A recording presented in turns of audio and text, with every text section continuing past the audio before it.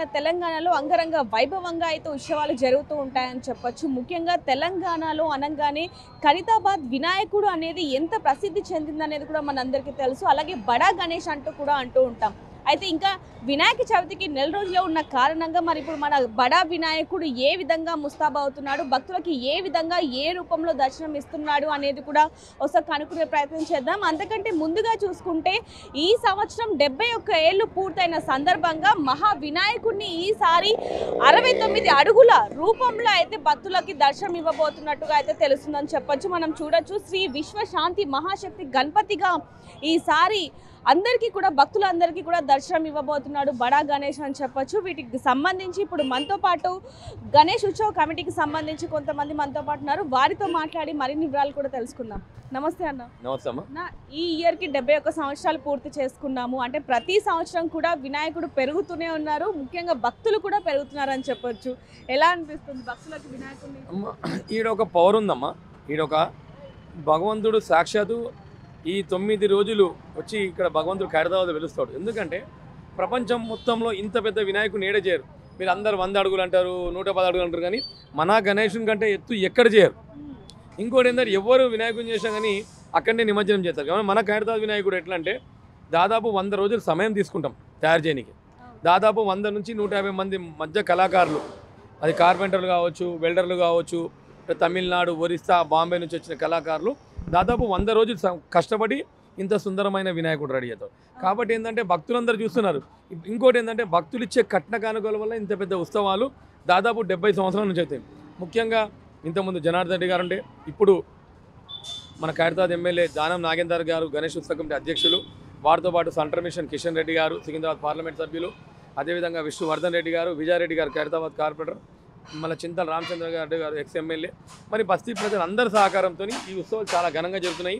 వినాయకుడిని తయారు చేసే మెయిన్ శిల్పి రాజేందర్ గారు, అదేవిధంగా మరి సందీప్ రాజ్ గారు, బస్తీ పెద్దలందరూ ఉండి ఈ సంవత్సరం మనం థీమ్ ఏర్పాటు చేస్తున్నాం. మీరు చూడొచ్చు, మన తెలుగు ప్రజలే కావచ్చు, భారతదేశ ప్రజలు కావచ్చు, యావత్ ప్రపంచం కూడా సుఖశాంతులతో ఉండాలనే ఉద్దేశంతో మనం విశ్వశాంతి మహాశక్తి వినాయకుడిని ఏర్పాటు చేశామన్నమాట.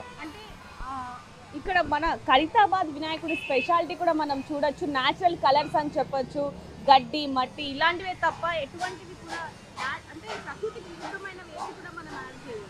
చూడండి, ఇంతకుముందు ఏంటంటే కొన్ని సంవత్సరాలు అంటే 2022 వరకు మనం పిఓపి విగ్రహం చేశాము.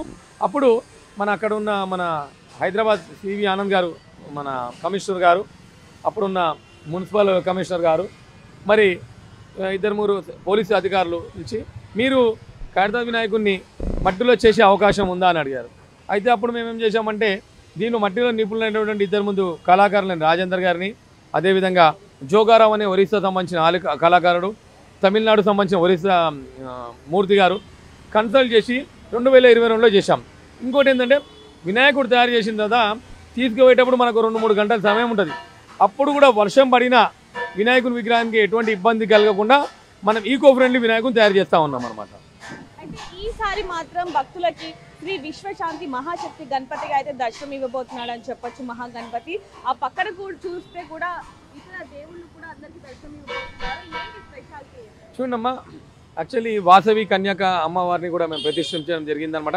ఇంతకుముందు వేరే థీమ్ తీసుకున్నాము, తర్వాత మార్చి చాలామంది భక్తులు అడిగారు, రిక్వెస్ట్ చేయడం వల్ల ఈ అమ్మవారిని శిల్పి రాజేందర్ గారు చేంజ్ చేశారు. మరి అదేవిధంగా పూరి జగన్నాథ స్వామి, సుభద్రాదేవి, మరి బలరాముడు, మరి అదేవిధంగా సుదర్శనుడు మళ్ళీ విగ్రహాలు పెట్టడం జరిగిందనమాట. దీంతోపాటు శ్రీలక్ష్మి సమేత హయగ్రీవ స్వామి, అదేవిధంగా మీరు చూసినట్టే ఇక్కడ గజ్జల అమ్మవారు, ఇంతకుముందు ఈ వినాయకుని పెట్టే స్థలంలో అమ్మవారు కూడా ఉండే, ఆ అమ్మవారిని కూడా 70 సంవత్సరాల తర్వాత ఈ విగ్రహాన్ని ఇక్కడ పెట్టడం జరుగుతుందన్నమాట. మరి మేము గత సంవత్సరం మీరు చూసినప్పుడైతే రాహు కేతువు పెట్టడం జరిగింది. ఎందుకంటే అప్పుడు పండితుడు విఠల్ శర్మ గారు చెప్పిన విధంగా ఈ విగ్రహాలు పూజించడం వల్ల ప్రజలకు మంచి జరుగుతుంది. ఇప్పుడు ఈ థీమ్ తీసుకొని పూజించడం వల్ల ప్రజలందరికీ మంచి జరుగుతుందనే ఉద్దేశంతో ఈ థీమ్ అనేది తీసుకోవడం జరిగిందనమాట. అయితే ఇప్పటికి ఇంకా నెల రోజులు మాత్రమే ఉంది, మరి ఎలాంటి ఏర్పాట్లు జరుగుతున్నాయి, ఇంకెన్ని రోజుల్లో పూర్తవబోతుందంటారు? చూడండి, మనకు వినాయక చవితి ఒక 2-3 రోజుల ముందు వినాయకుని రెడీ చేసే విధంగా దిశలో వెళ్తూ ఉన్నాము. మీరు చూడొచ్చు, దాదాపు చాలామంది అంటే మీకు వర్క్ అయితే కనబడతలేదు, కింద అయితే మట్టిలో విగ్రహం కాబట్టి అది ఆరాలి. జోగారావు అనే కళాకారుడు 25 మందితోని ఫస్ట్ 2 లేయర్స్ అయినాయి, ఇంకో 2 లేయర్స్ ఉన్నాయి. ఆయన ఒక 1 వీక్లో వచ్చి వినాయకుని రెడీ చేస్తాడు, అయిపోతాయి అనమాట. వినాయకుని పొట్ట భాగం వరకు ఒరిస్సా వాళ్ళు చేస్తారు. వినాయకుని పైన భాగం మొత్తము తమిళనాడు వాళ్ళు చేస్తారు. వాళ్ళు కూడా 25 మంది వినాయకుని పై భాగంలో వర్క్ చేస్తూ ఉన్నారు. రేపు మేము పరదలు గిడ తీసేస్తే ఎంతవరకు వర్క్ అయిందనేది మీ అందరికీ కనబడుతుంది. అంటే ఈ వర్షం కారణంగా కూడా కొంచెం వర్క్ డిలే అవుతుంది అన్నట్టు ఏమన్నా? ఖచ్చితంగా అండి 2-3 రోజులు ఇబ్బంది అయింది మనకు, కానీ పన్నేం ఆగలేదు. మనం ఖచ్చితంగా 2-3 రోజుల ముందు వినాయకుని కంప్లీట్ చేసి భక్తులకు దర్శనానికి ఏర్పాటు చేస్తాము. మొదటి పూజగా గవర్నర్ గారు, వారితో పాటు గౌరవ ముఖ్యమంత్రి గారు, మరి ఇతర పెద్దలు పిలిచి ప్రతిష్టాపన పూజ అయ్యి భక్తులు దర్శించడానికి మనం 11 గంటల వరకు రెడీ పెడతాం అనమాట. కానీ భక్తులు ఎక్కువ రేష్ వస్తారు కాబట్టి 2-3 రోజుల ముందు వచ్చి భగవంతుని దర్శించుకోవచ్చు. అయితే ఈ వినాయకునికి సంబంధించి, విగ్రహానికి సంబంధించి మట్టి, ఈ గడ్డి, కట్టెలు, ఇతర సామాగ్రి ఏవైతే ఉన్నాయో అవన్నీ కూడా ఎవరు ఇస్తున్నారు? అంటే ప్రతి సంవత్సరం ఎవరు ఇస్తున్నారు? వాళ్ళే ఇస్తున్నారు. చూడండి, మనము గోదావరి తెలంగాణ రాష్ట్రంలో గోదావరి డిస్ట్రిక్ట్ నుంచి కర్రలు 18 టన్నుల కర్రలు వస్తాయి. అందే రంగారావు గారని ఆయన దగ్గర మనం తీసుకొస్తాము. స్టీల్ వచ్చి సికింద్రాబాద్లో స్టీల్ షాప్ ఉంది, ఆయన 20 సంవత్సరాల నుంచి మనకు స్టీల్ షాప్ ఆయన దగ్గర తీసుకుంటాము.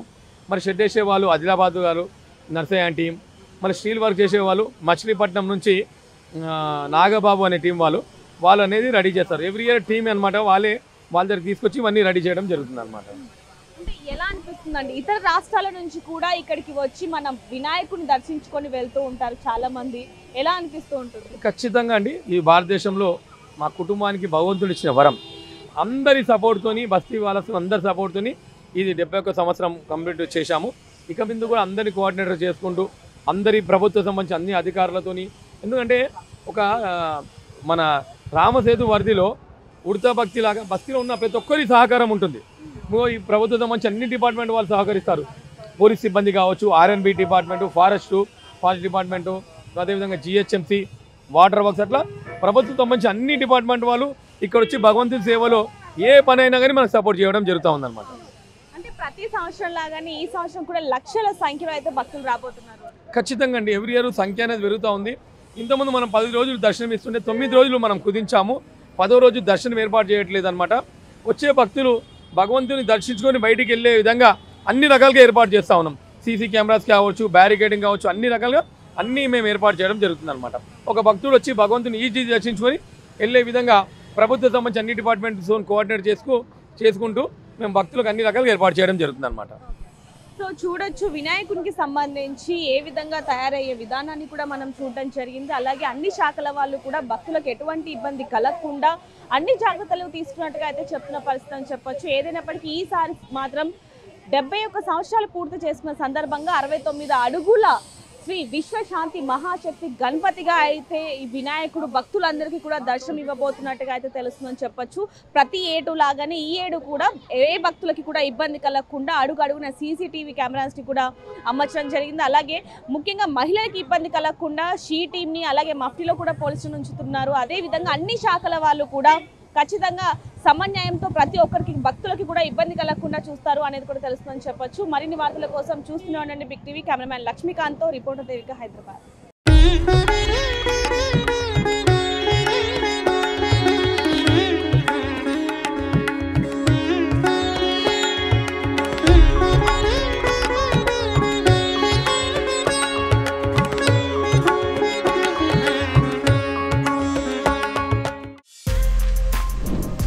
For more videos like this, subscribe Big TV channel.